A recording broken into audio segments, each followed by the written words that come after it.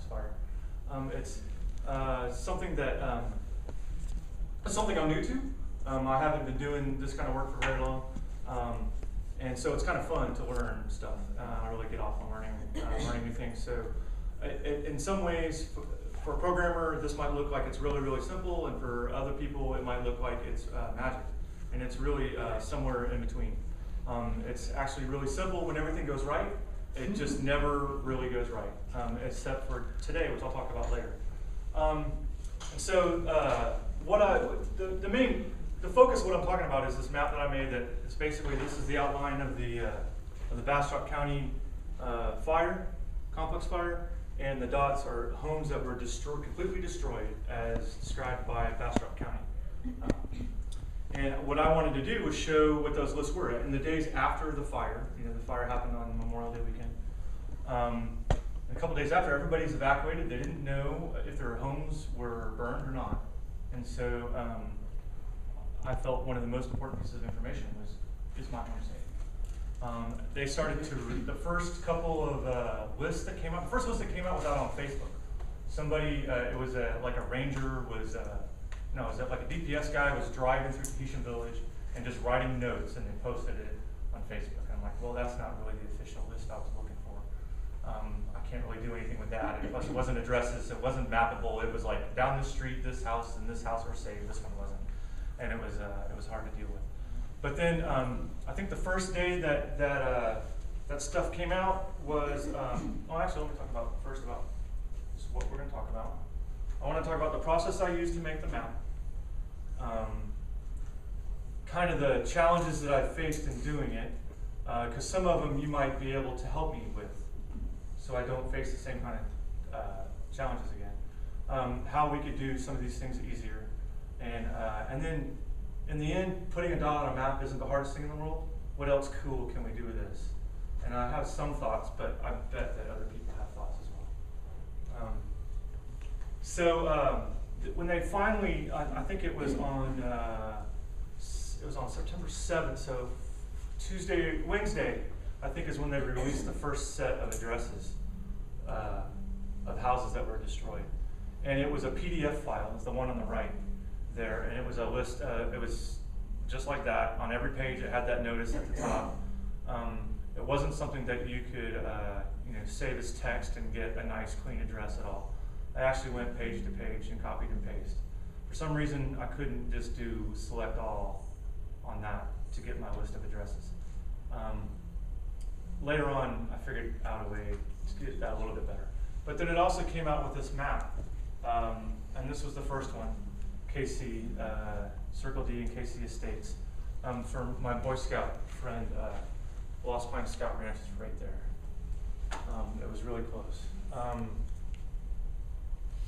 And it showed the plots of where the addresses were, and that proved to be invaluable.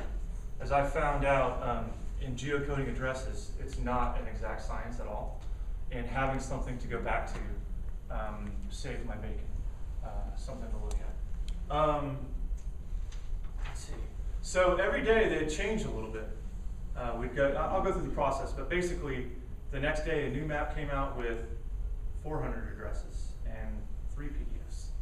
And the next day more would come. And it was always the full list. It wasn't tell me just the new addresses, it was a full list. And I ended up having to process them all the list over and over. The new stuff was mixed in with the old stuff, so it wasn't like they were just adding at the bottom, they were just mixing it all in. Right. Woof. And then on top of it, they would change the format. So once I figured out an Excel, formula to fix my address, it would I'd have to change it. And that's what I ended up doing. I would take those addresses and make a list, and then I'd have to split them up. My publishing form is Google Fusion Tables, which is basically putting data on top of a Google Earth map, Google map. And it's really cool that it can take just an address as one field. And so if I took that one field and mapped it, that would be really, really easy. Except that it's not that good at mapping addresses. You will find when it doesn't match it, it'll just map to the nearest zip code. And so when you're trying to place a precise point, it wasn't making it precise at all. and doing it that way made it really hard to correct. So I have another piece of software called ArcMap, and if I geocode an ArcMap, it puts it exactly in the right place. Unfortunately, ArcMap needs the address in a different formula, so I had to break it apart, and I use Excel to do that. And I'm not going to really go into all this. I'll explain one just for fun. But it would do it a little bit differently with the addresses, and allow me to do a more exact match on maps, on the addresses, and I'll talk more about that in a minute. So basically, like one time I did the map, got the addresses, it would be like this, and another time it had road numbers. So in this case, I had to take the road numbers out. So this was basically saying, okay, look at this field, grab everything from the right, except for the length of the field into the first space. And these things hurt my head after a while. It's not really complex programming, but I still can't figure out how to count from the right. If I could count from the right, everything would be great. You know how to count from the right in Excel? It's pretty hard. Like, you have to, like, I can't explain. Okay. I'm not surprised. That doesn't sound good. I'm not surprised. But I have succeeded in doing it. Yeah, I mean, you can. Just the once. Well, I found one today. It was really crazy about where you could grab the last word in something, and basically I'm stealing. So, like any good programmer, I'm stealing code from somebody else. Because there's 1, 2, 3 addresses at the top. Oh, these were what I found out. This was my because I'm lame. There was probably an if statement that I could do to change Smithville to Bastrop to Page, but it would take me longer to figure that out than to do it 3 times. So what I found out is I was redoing it every day. I would redo the formulas and refigure them out. And so finally I made a template to where the first 3 addresses are my template. And today, the one today, it started out with just Bastrop and Page addresses, and then they added Smithville, and the one I got today had McDade and some other city. The Union Chapel. So they're kind of your template. Yeah, so I didn't have to rewrite those Excel codes every time. And I just left them. Let's see, did I cover everything there? Yeah, I did. So the next was ArcMap. ArcMap is a really cool piece of software that is like $1,500 and used by GIS people all over the world. I wish there was a cheaper way to do it. There are actually free versions of this, but as my understanding is not as good. And what I found is the community that uses ArcMap, every city planning department has GIS people. I finally got this good data from the 911 GIS people, so they map streets so that people know exactly where the addresses are, so the ambulance will get there. All kinds of people use this, and I was able to use ArcMap to geocode the addresses much more accurately than I could with Google alone. What it would do is it basically would take an address and then match it against several different databases, and it would say this is an 80% probability that this address is correct. And then I go look at it and I go, you know what, you're wrong, it's not. And in some cases I would change the city. There was one road where I had to change the city from Bastrop to Page and it would do it right. Or the addresses would come with as a duplex, so it'd have unit A and unit B and it wouldn't work. Or there was 2 houses on one piece of parcel and they would describe it and the address wouldn't work. So I was able to, I had actually required almost to use ArcMap so that I could make accurate addresses, because I didn't want them to be in the wrong place and someone say, my house burned down. I mean, it was really, really important to get the most accurate data as I could. That's why I really wanted to get to the person making the map. And that's a kind of discussion for later. I mean, there's as much reporting of finding that person who makes that map. If you can find that person and get those files, what was taking me hours, I did today in 17 minutes, because I got the data from the person finally today at 20 minutes to 6. After fighting over it for a week. Not fighting over it, but she had to clear up the district attorney and all this kind of stuff. So, all about finding data and filing FOI requests to get the data that you need and stuff like that. So in this case, sometimes the address just would not map no matter what. And I would go back to that PDF of the plots and go find the address, and then I would place the dot on the map.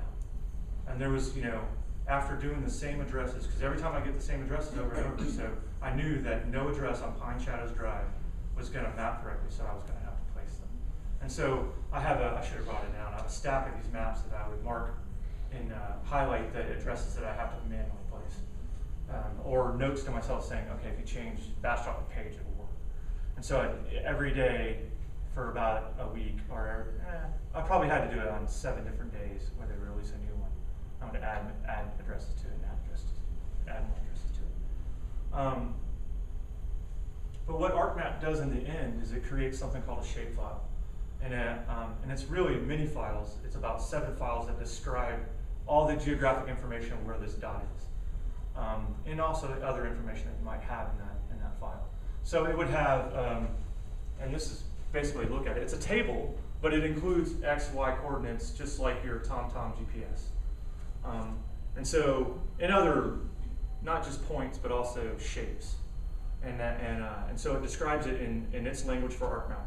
Like I said, it's pretty well, widely used. The challenge there is Google doesn't read shapefiles. Google reads something called Keyhole Markup Language, or KML. I think that's what it stands for. And so some great guy that I owe lots of beer to made this program called Shape Diffusion, or Shape Escape is what we call it, because that's what the URL is. And it takes those shape files and turns them into KML equivalents and puts them into Google Fusion tables. So and it does it pretty quickly, as long as there's nothing else in the queue. And so that tool saves a whole lot of time. There is I found a plugin in ArcMap that will make KML out of a shape, but it doesn't export all the other data that you have with your file. It just gives you the shape. And I wanted more than the shape. I wanted the address. I wanted, what damage assessment or whatever. So all I have is the address. But in other cases, when I'm trying to use it, like a census data, I want all that data, not just the shape of the census block. So Shape Diffusion was a key component of getting that to work.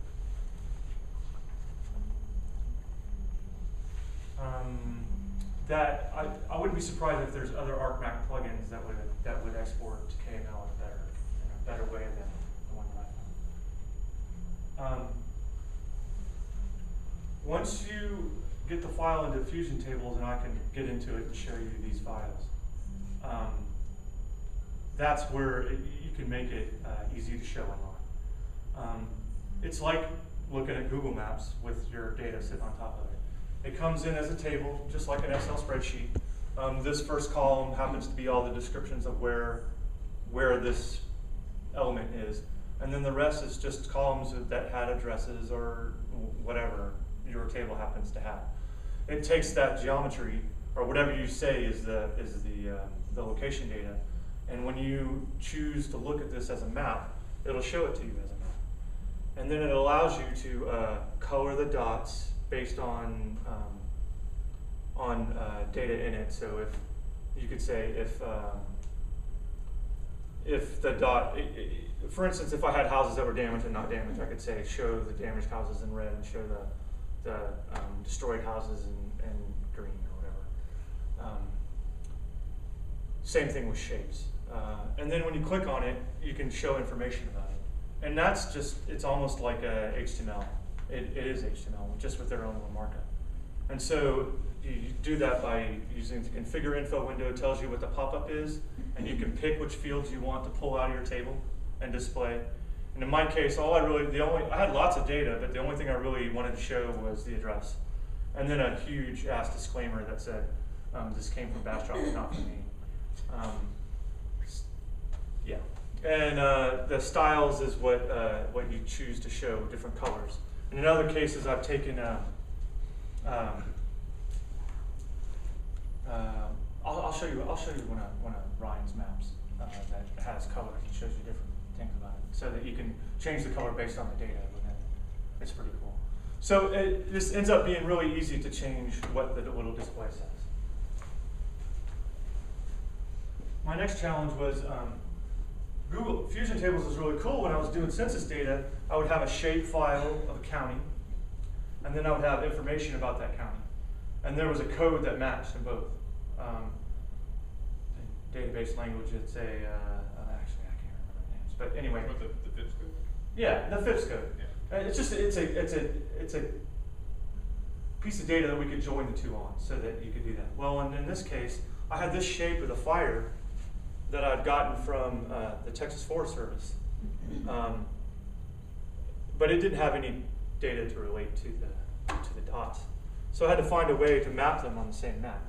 And I believe it was Ryan or Matt Stiles that showed me this thing called Fusion Tables Layer Builder, where you just take the ID of the Fusion table and put it in there, and basically manipulate the map until you got it the way you wanted to, and it would spit out code that you could put on an HTML page. And it made it really, really easy. I didn't have to write the JavaScript in order to do that. Again, I can steal JavaScript, but I can't write. So that was a good way to steal it. I published that map, and I don't even know if I, and that's it with the pop-up. And so this was one layer that showed the outline of the fire, and you could see at the top of it, that was, the wind was obviously blowing south. At the very top was a point of origin, and there's another point of origin actually just sitting right at the top of this. Actually, in Circle D Estates about here, there's another point of origin. It all blew that way.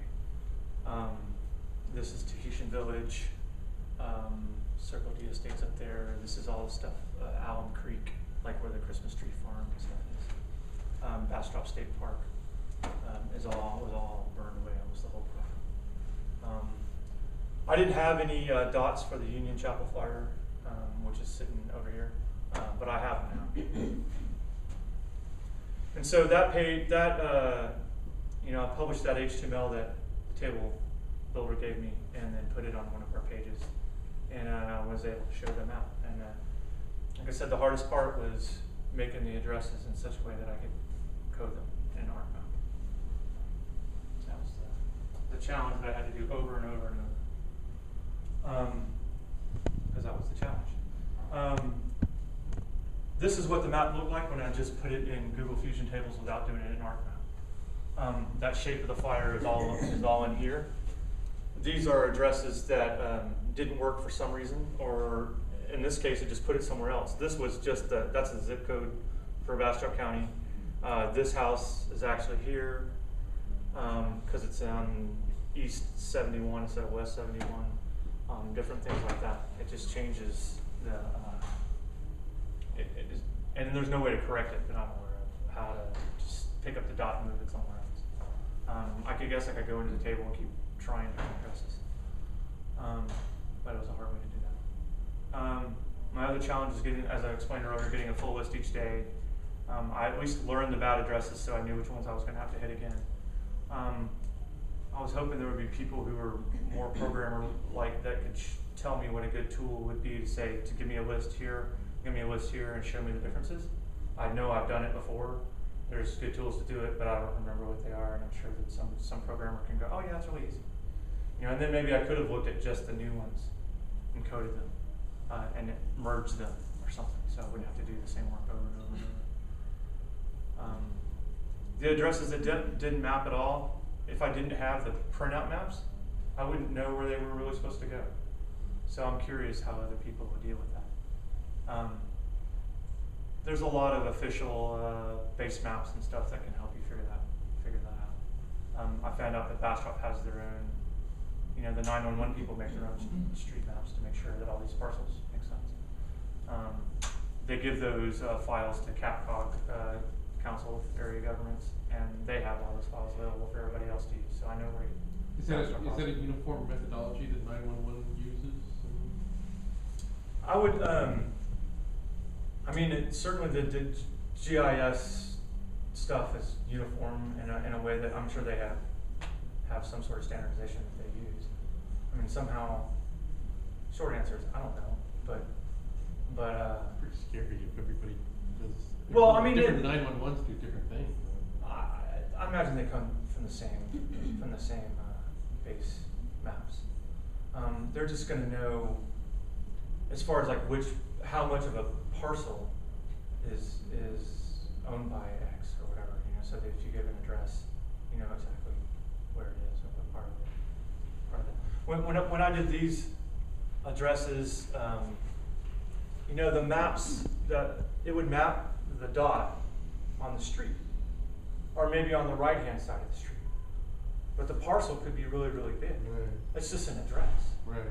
When I finally got data from Bastrop County, they put the dot exactly where the house is. So if it's on a 4-acre plot, it's putting the house exactly where it belongs. Where when I was just mapping it myself, I'm putting the dot at the address, which could be for a 4-acre parcels, could be a big area. And so there's a big difference between where the map is here in Google, or even the map that I had earlier today, compared to the one that I have now. And to me, the accuracy of that's why I wanted that map from Bastrop County so badly. Because they knew exactly what it was. You know, somebody's making this map. They're making, you know, I'm sitting there staring at the map. I know that the data is available. I know it's public because some government official made it. I just had to get a hold of that person. Finally, the last book, the organization, people who made it were on there. And so I got the nerve to finally call them. I'm not much, reporting isn't my strength, right? You know, the backside is my strength. But finally, when I get a hold of that person, and then it was another week of, okay, I'm not sure that I can give you the data in that format. We've already released it to the public as a PDF in digital format. That's what we're required to do by law.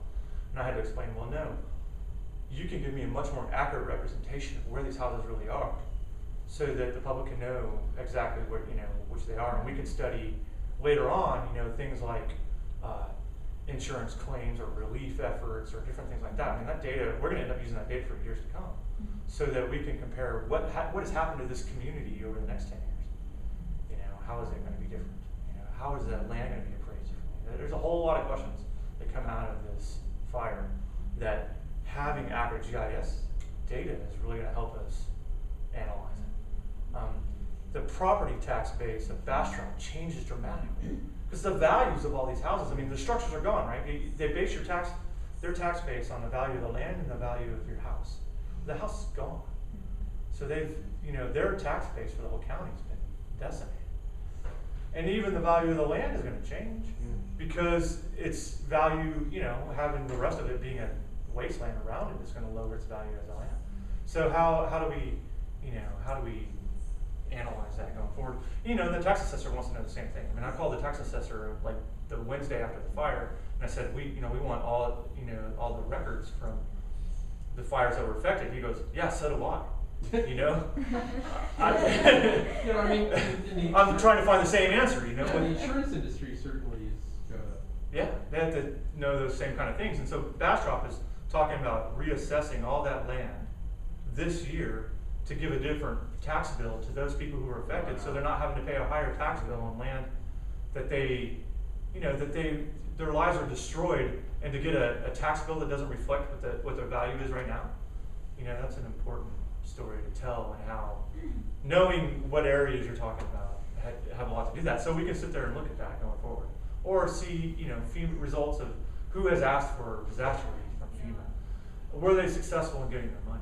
Did they have to sue to get a fair value out of that land? You know, and that was one of the Tribune did with Hurricane Ike, was the people who sued their insurance company were really the only ones who ever got anything.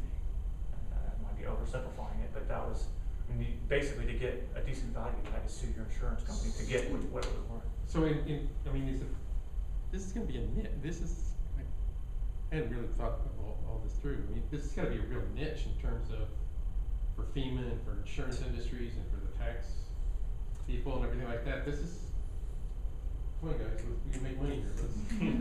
Well, let's come up with something. Read the front page story of the Statesman today where they're talking about it with Ike. The state couldn't handle the state agency that was in charge of taking the federal money, disaster aid money, and giving it out to people was too small to handle. So they hired a corporation to do it. Happened to have given a lot of money to Perry, but maybe there's a relationship there, maybe there isn't. And so now that 20% of that money has been given out, but of that chunk, there was amount of money for administrative costs. Well, 92% of that money has been used. So, yeah, there's somebody who I mean, how are they going to pay for the ability to administer the rest of the funds if you've already gone through all that administration? And, you know, maybe it was bad planning to begin with, that they should have allocated more money for that, or maybe there were other things, you know, maybe there's more to it. Is this also, since it's squaring the bullseye of the whole transparency thing, dynamic of, And this can't be, you know, corporate insurance information only. yeah. Right. One of the other challenges I faced with a different mapping project, but could come into play here as well, was Fusion Tables will only allow you to call Google Maps will only allow you to call 5 tables at a time. And as I was looking, this was 2 layers. One is well, not this one, but my finished product was 2 layers, one of the shape of the fire and one of the dots. Today I have 3 layers because I have the shape of the fire, the dots, and the parcels. And now I want to add, where's the origins of the fire? And what if I want to add, you know, another layer that shows, Short over time. different things. So we just have to find creative ways to deal with that. It's just a technical thing that we'll have to deal with. That I found out the hard way when I tried to put 10 layers on something and only the first 5 would show, and I couldn't figure out why. Finally Googled it and figured it out. All right. Some things I knew that we could do easier. One is I could actually find the person who had the files to begin with, but she was really, really busy trying to figure out what was going on. So I wasn't trying real hard because I knew that they were, I mean, when I called the tax appraiser guy, he said, yeah, my GIS guy lost his house. So I'm trying to get that same data, and he's having to deal with the fact that his house is gone. Whoa. And these people live in this community, so Right. you know they're victims as well. So finding a good tool to look at those differences. Maybe somebody has some ideas for that. Sheets for Excel formulas. I actually found several, and you can find lots of them. Finding the best ones that I need to use, that would be cool. There's another way to do stuff like that. If you know regular expressions, I maybe could have done that address thing in a heartbeat if I knew them a lot better. I've used it a little bit in the past, but nothing as complex as that. I probably could have taken it to somebody and they would have been able to split those addresses up really easy. It's a really smart way to do things, but I can't explain how to do it. Just look up regular expressions, and it has to be in Perl or whatever. And then I wonder if there are good ArcMap alternatives that we could have done the same thing. There are definitely geocoding tools. You can go to a website to geocode addresses, but they're going to do the same thing that Google does. They'll use Google, or they'll use Yahoo to geocode the addresses, and then they'll come back with an XY coordinate, but you don't know where the XY coordinate is. And if the best thing that they found was a zip code, then they're going to give you the zip code. And so you don't know if that address is good. So being able to reference it against streets and things like that you can do in ArcMap, that might be good. What's the QGIS? Is that That's the open source one. open source one, QGIS? And have you used it since we did it? I've poked around. I mean, if you've ever used OpenOffice, think of kind of like how OpenOffice is to Word. It's kind of how QGIS is to ArcGIS. Like it's, Yeah. huh? Yeah, just try it. Let's see, talked about layers. All right, so the next thing was, okay, so what can we do going forward? What can we do better? This was a photo that Jay Johnner shot in Tahitian Village as the fire was burning, and he has another photo of the guy like on the other side spraying water down trying to save his house. As you can see, he wasn't successful. There are, all those, there's a lot of Google Street Views of those houses. We could take street views of the houses and take pictures of them and then go back and take pictures of them and see it before and after. I thought that might be kind of interesting. I don't know that we can do it for 1,600 houses, but if we were trying to do a feature about a street or something like that, that might be kind of cool. Or you could just have the Google van come out again and Could have the good, that would actually be interesting for them to do that. And I wonder if they would, for something like this. I mean, they did, right after that, both Ryan and I were, Google has a disaster recovery map where they put kind of things like that, and they had put like where the Red Cross centers are and where the burn zone was and different things like that. And I wouldn't be surprised if they do They're something. already here. I mean, the week they go by, I don't see at least one of them going down the street. Yeah. What about using the street view? Yeah, that's what I'm saying. Get Google to go back out there again. They have all the street views now. Right. Be able to somehow use that data. Of course, I don't know how to. It'd be nice if we could get snapshots of addresses in a certain way from them, as opposed to doing it on the map. I've never tried to do street views other than actually using Google Maps to do it, which is actually pretty cool because I've actually looked at like the house number on a house to see what the. That's kind of scary.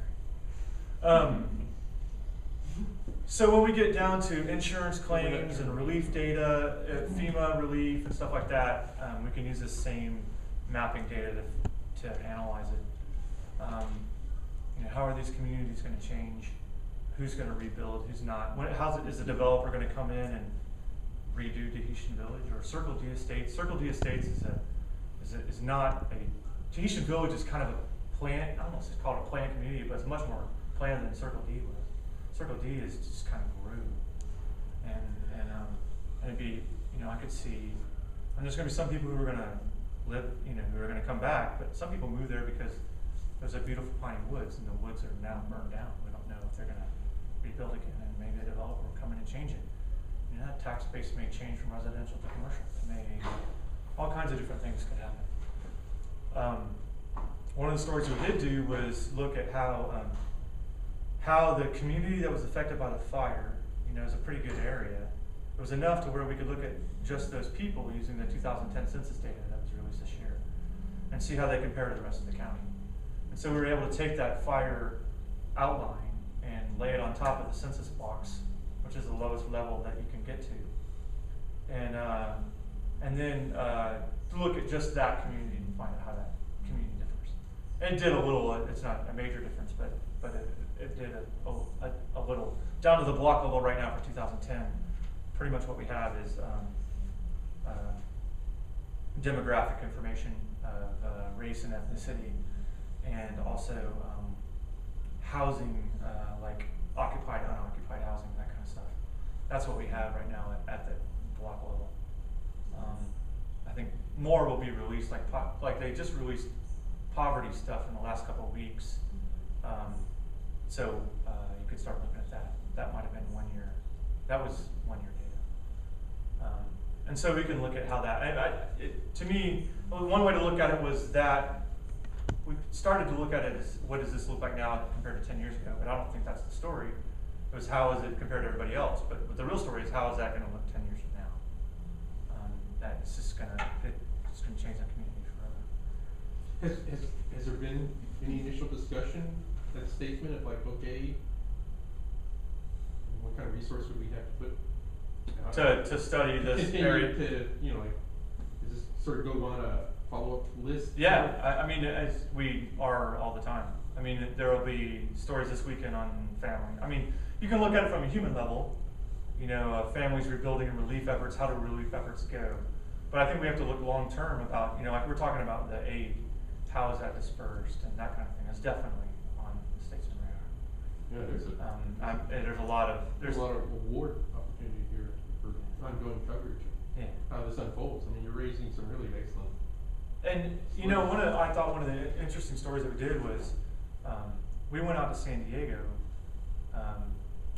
right after the fire, like the next weekend, and went to and was it, like I said, 2 fires, 2008 and maybe 2003 and 2008, where they would kind of same thing, even bigger, where whole communities were wiped out, and kind of what lessons did they learn and what things changed. I mean, laws changed based on the fact of these fires. Building codes changed. How much you had to remove of underbrush from your house and stuff like that. All these things were laws that changed as the result of wildfires. And I imagine we'll see the same, or could see the same thing. Especially, I mean, wildfires is not just a problem in Bastrop County. Right. I mean, well, It is right now in Bastrop County because it's burning right now. But in general, I mean, this was one of 1,600 fires this year so far. I can't remember what it is, but there's been fires all summer, and through the whole Southwest. This La Nina is going to go on until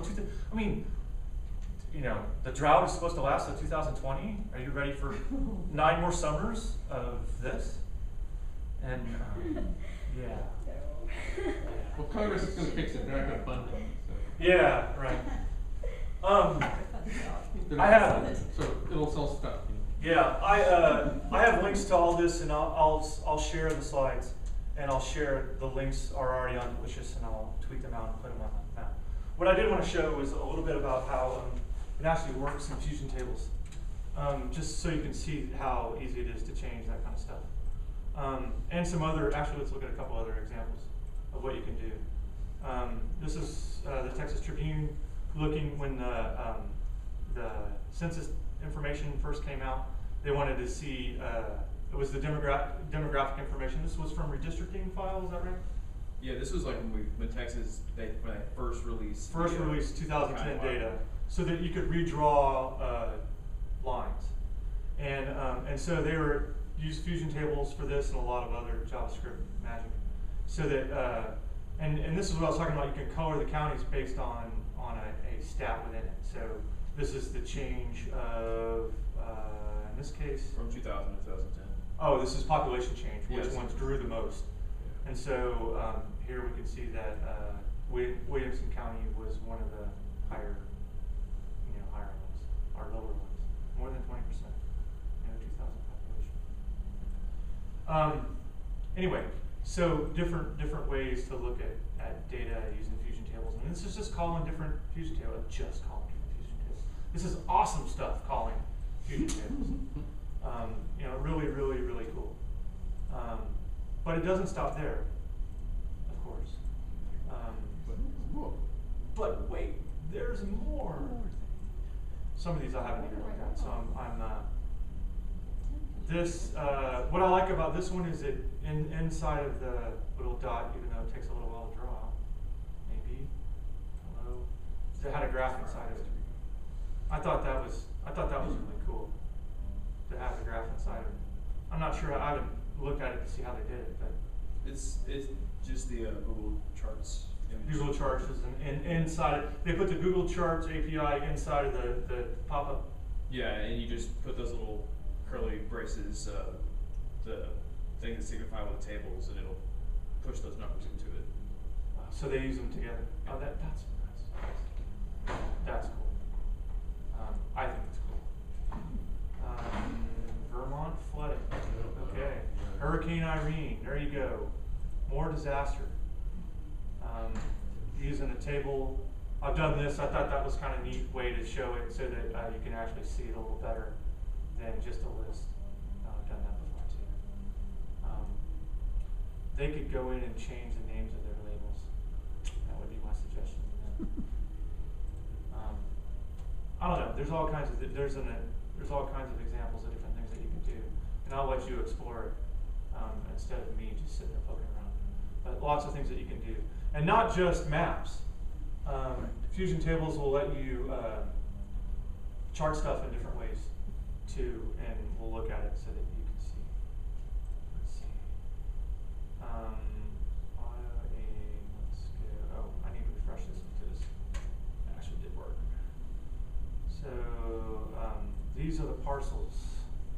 All right, so this just looks like a table and these were the land map. Actually, let me show you the finished map because it's different today. Not that.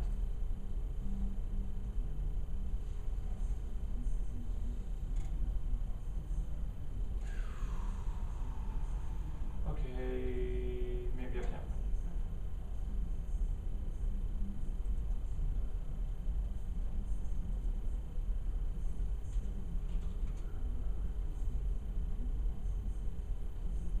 I put the wrong link in there.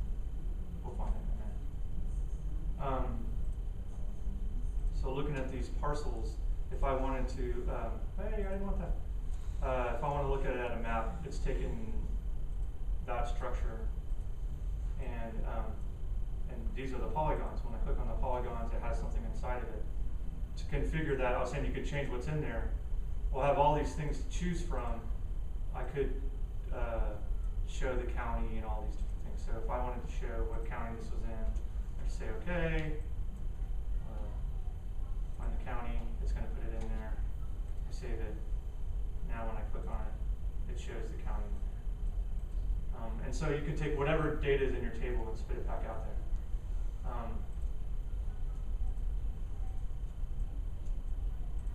To change the color of that fill stuff, changing the color of it's really easy. Where it gets interesting is when you take different ones and change the color based on a value. So if we wanted to divide it into 4 different, it was some range. We were, like his map of looking at population growth. You look at that table and say, if it's between this number and this number, make it that color. I'm just going to pick something, and it probably won't make a difference because I don't have any real numbers in here. We'll see if it does anything. And I'll probably break it. And now this is breaking it live on my side too. The beauty is I can change it back.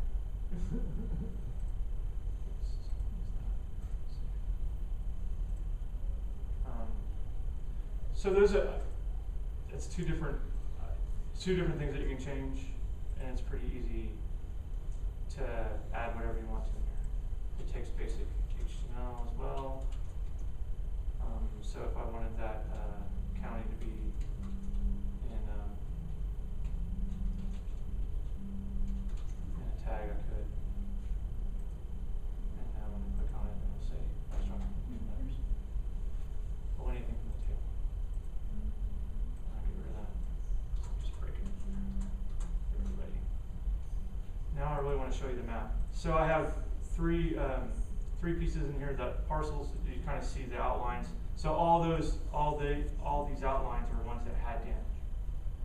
Then there's another one that has the actual addresses. And now these addresses are exactly where the house is, which is really cool. And then I have one that is the fire itself. And that's the shape of the fire. And it just tells you what the fire name is. And this one is the Union Chapel Fire. Actually, it doesn't say that it's the Union Chapel Fire. I'll have to find that. Now, if only I could find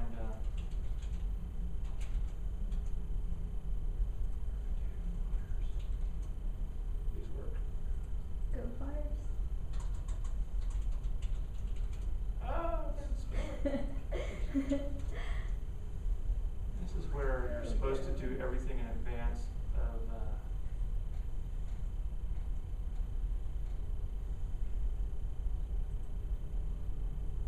dun, dun, dun, dun.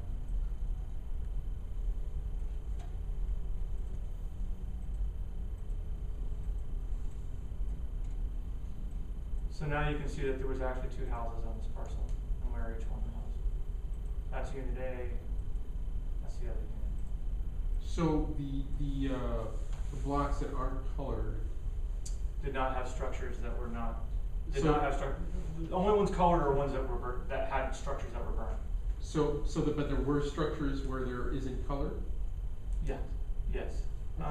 It's probably hard to see it might be hard to see on there, but there's a line, can you see the line in between? Right. So these are all parcels. And there is a structure on those? Yes, there is. Good satellite view. That's good. Hard to see Some trees. yeah, not anymore. Visually. There's a house there, so you can see that they have it right on top. Now, point of origin, one of the points, there was a couple. I mean, the one obvious one is right there. There was another one. We just got some 911 tapes. That would be an interesting thing to do. So we have all these 911 tapes, and we could do from where they were called from. And one of them is 302 Charlotte 595. Right here was a fire origin. One or the other, where the other line came from. The first 911 call came in from this address.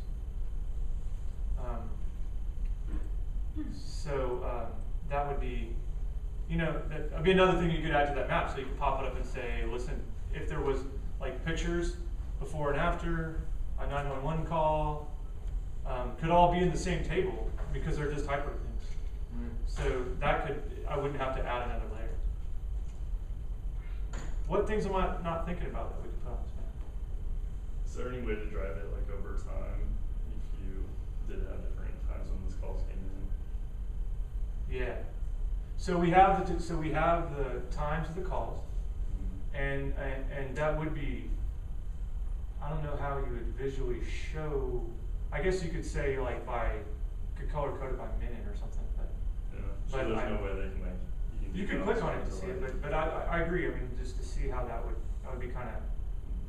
Well, You could show different colors on how soon it was from the ordinary. And I guess, I mean, in the firefighters kept some kind of time record of like where they were fighting the fire. Yeah. And to put that in, showing how it moved through. Yeah. Oh, yes. Showing the area. and where the hot spots were and different things like that. Because it did. I mean, it was fairly obvious that it maybe it's not to somebody who knew. Where but- it started and how it moved from there and how quickly it moved. Yeah. How quickly it moved. That would be cool to see. I don't know if you can show it on a map like this. Or I wouldn't. I can't. I mean, if you were didn't just follow using the residences of like that they were being affected by the fire, the ones that were destroyed, and their dot comes up because the fire was reaching them. It's almost like you have to have shape maps for every hour or whatever interval. Yeah. And then you have like JavaScript buttons on there that you would actually like drive to a different shape. You Be know, a lot just of, have people. be a lot of maps, but you could feasibly do that. Yeah. Yeah. Well, occasionally, because they only had a summary of data available at the end of the day, they may not have an hour left. Yeah, I was just gonna, it depends that the data does exist. But there's a certain amount of guessing. I was wondering if there was other. These are the other visualizations that you can do with tables and fusion tables. And I was trying to think if there was something else in here that we could show that would be kind of cool. Is it something that you could use Swift Reader for? What is that? Ushahidi Swift Reader? Oh, right. Their version of the Swift Reader is the function where people were using. They're a mapping platform. I haven't used it though. So But I don't mean, know but if it's it all, but it's compares. literally people on the ground like Right. with their Yeah. cell phone. With text messages. I think doing that like in the middle of the fire would be. I mean, that would be something to It would put be out awesome. there of like, for people be educated of like, okay, if this happens, it's not just a one-one call, you know, you could go in and use, I mean, the statesman could set up, I mean, they set up a free server. They got it set up where you could immediately, within 2 minutes, you can set up a Ushahidi Swift River site, so to speak, and where people can start reporting. Mm-hmm. Yeah. So that's something you could get, because the fires are gonna, as you're saying, they're gonna continue. Let people in that area know, here's something that you can, how you can report information. And its real value is how it helps the emergency people, because it validates, multiple people are validating that this is happening. That's its power, it's the credibility quotient. Yeah. And right now they are,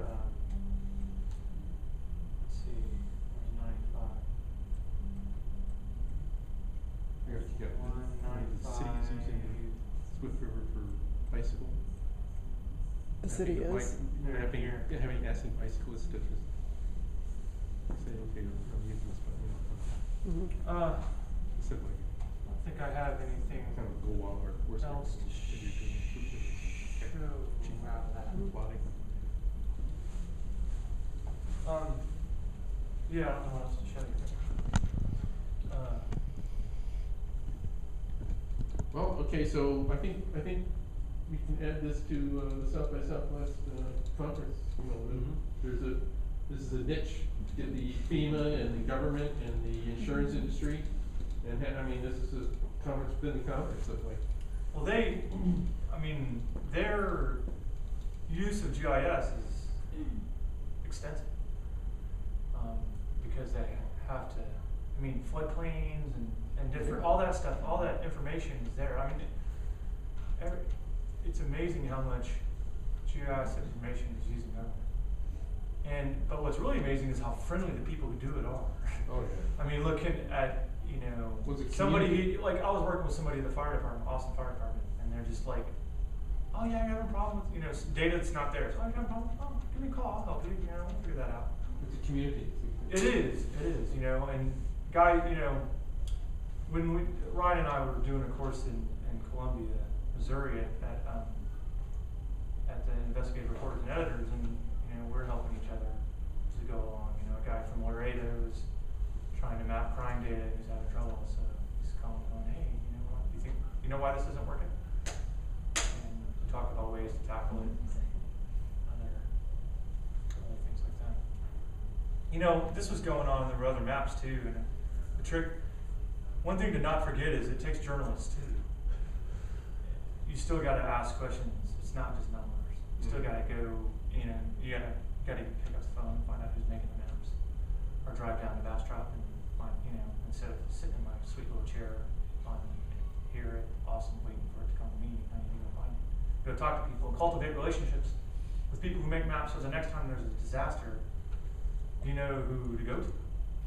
Or the next time there's information that you need, you know, it's crime data or it's emergency response or, you know, anything having to do with maps or data you're on.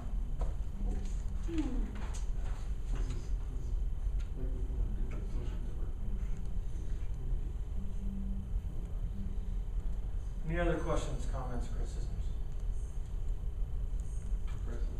All right, thanks. Thank you very much.